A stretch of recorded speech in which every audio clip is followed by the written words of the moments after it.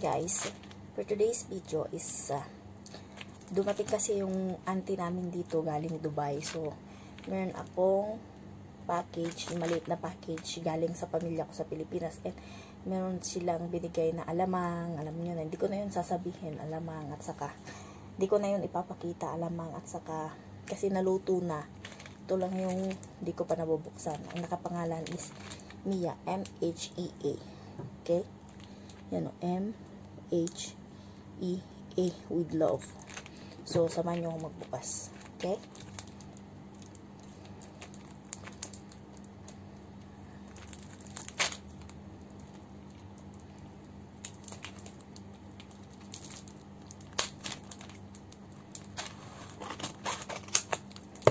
Tinanong kasi ako ng nanay ko kung anong gusto ko, yung asawa ko kung anong gusto ko. So, sinabi ko, bilhan nila ako ng gamot. Ewan ko kung anong laman nito.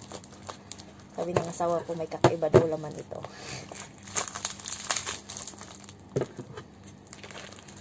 Kasi, syempre, alam mo na.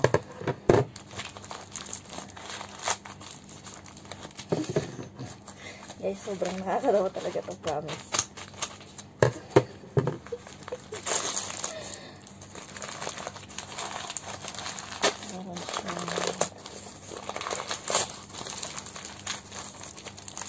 Meron siyang dalawang Enervon. Meron akong Enervon. Bale, dalawa siyang tablet. Tapos ito,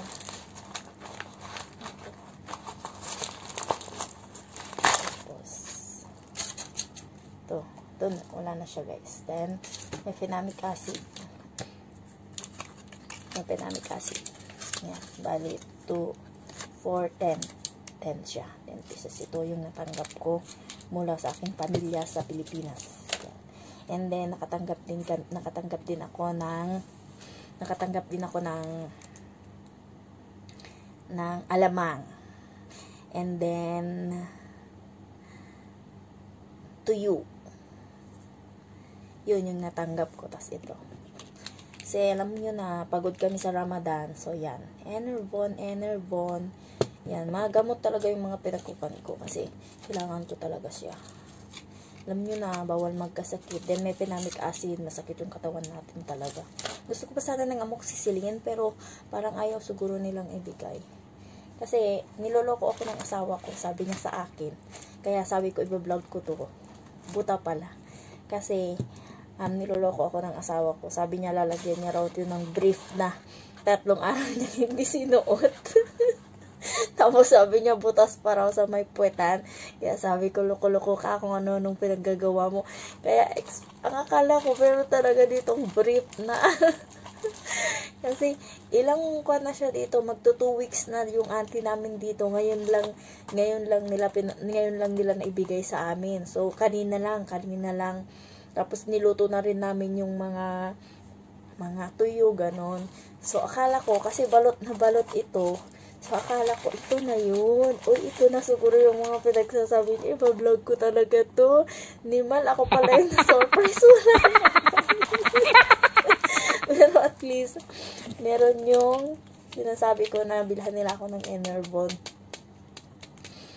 At least meron tong Enervon, multivitamins, at least malakas pa rin ako, diba?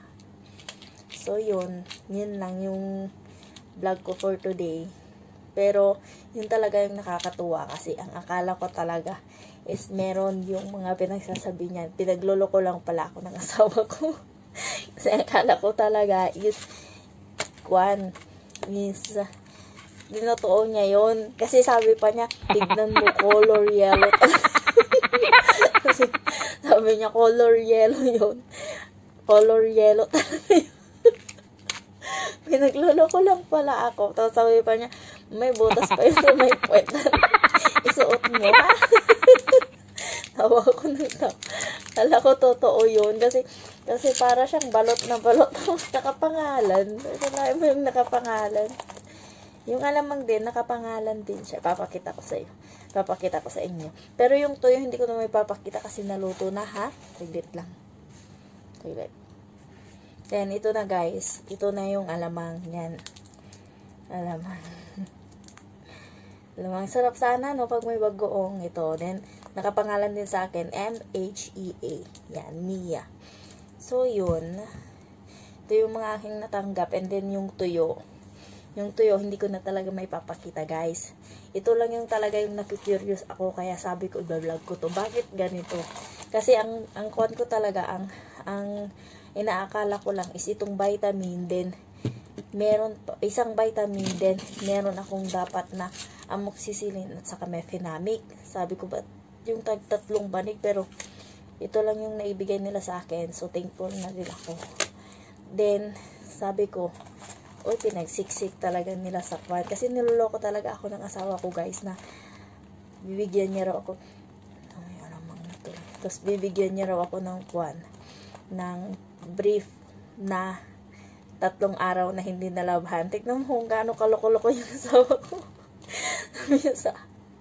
sabi niya talaga sa akin, guys, bibigyan niya ako. So, ang akala ko, siya to, kasi balot na balot, hindi pala. Ako yung na-prank. Kasi, inakala ko talaga na meron yun. So, ito siya, vitamin C, multivitamins na Enervon, 2 pieces. Then, mefenamic. Kasi dito lang, guys, kasi ang nag-inom lang namin is Panadol. Tapos yung Panadol Pink, Panadol Joint, Panadol Extra, mga ganun-ganun lang, panay mga paracetamol. So, it's better, kaya mas maganda pa rin yung mga gamot natin sa Pilipinas, kasi alam natin, mefenamic, Dolphinal, mefenamic. Pag mefenamic kasi, is, alam natin na para sa sakit ng katawan. Tapos yung amoxicillin, alam natin na, kwan siya na antibiotic. So, yun. Nung umuwi ako sa Pilipinas, is bumili ako ng, kwan, ng 5 banig ng mefenamic, 5 banig ng amoxicillin, 5 banig ng loperamide, 5 banig ng, bali 10 banig ng paracetamol. Ganun yung mga pinagbibili ko, yun yung mga banig. So, naubos na yung stock ko. Ngayon, pupunta raw dito yung auntie ko for the vacation, kasi nanganak yung pinsan ko. So, nanganak yung pinsan ko. So, yun. Ito yung, tinanong nila ko anong gusto ko. Ito yung mga binigay nila. So, thank you. Pero na-prank talaga ako ng asawa ko, dahil kasi akala ko talaga meron talagang brief. Pinaglolo ko lang talaga niya ako. Tapos alam mo, 1 week nang nandito yung auntie ko, Tapos sabi niya ganun, natanggap mo na ba yung padala namin? Sabi ng asawa ko, kasi nag-video call kami. Sabi ko sa kanya, ay hindi pa. Naku, hindi mo pa nga sabi niya, sa Ilocano yun nalungsutin nga ro din, dahil brief ko dyan. Kanana, sabi niya nasira na raw yung brief niya doon na balot. Sabi niya, pinagloloko niya lang pala ako, pero wala talaga. Wala talaga. Pero inasahan ko talaga yun, ha? Mga kalokohan talaga ng mga OFW. Ito, alamang, baho sa kamay. For sure, maghuhugas ako ng kamay niyan. Then, ito lang yung vlog natin for today. So, kwentong mga OFW na kwento ng long distance relationship na pinagagawa namin. So, ganun din daw yung mga auntie ko noon. So, ang akala ko talaga tinutuon niya, yun pala hindi. Pero, akala ko talaga nakakatawa yun. Pero, at least, dumating pa rin yung package, yung gusto nilang ibigay sa akin. With love pa raw. Tignan nyo, with love. With love. Dito rin, with love. Ay, wala siyang with love. Ito lang pala yung with love. Kaya naman pala ako na-curious. Guys. Kasi, may pa with love pa. So, yun lang yung ating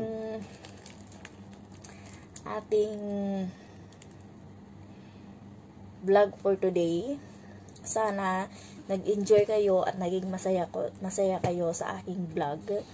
Kasi mukha talaga siyang failed prank ng asawa ko na nakakatuwa. Basta failed prank siya, pero at least nag-enjoy ako na naghintay ng package na ipapadala nila sa akin. Tapos pagkita ko nito, guys, sabi ko, uy, baka nandito na yung kwan. Yung sinasabi ng asawa ko ba? Yung sinasabi ng asawa ko, ala, nakakahiya naman. Kaya sabi ko, huwag ko munang buksan kasi nandyan yung auntie ko. Nakakahiya naman. Baka kung anong sabihin niya ba. Wala, baka na ano sabihin nila. Pinunta ko kaagad dito sa may kwarto. Dito muna to sa may kwarto. Mamaya ko ito buksan. Mamaya ko ito buksan. Kasi nakakahiya sa kanila. Kasi inaasahan ko talaga baka meron siyang something dun sa loob na pinagsasabi niya, pinagloloko niya ako ba.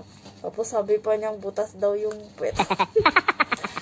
Butas daw yung puwet. Kaya sabi ko, ala, pinagloloko niya talaga ako. Yun pala, ito lang talaga yung pinadala niya. Yung parang ina-excite niya lang ba ako na, oy, papadalan ko siya ng ganito. Oy, baka akalain niya na ganun ba. Kasi alam mo naman, minsan yung mga linuloko nila, minsan tinutotoo nila. Syempre, long distance relationship kami. So, hindi ko rin inaasahan na niloloko niya lang talaga ako. Niloloko niya lang talaga. Pero guys, umasa talaga ako dun, ha. Aminin ko talaga sa inyo, umaasa talaga ako dun. Libog, no? Umasa talaga ako dun, guys. Guys, umasa talaga ako dun. Promise, umasa ako. Kala ko talaga may brief na butas.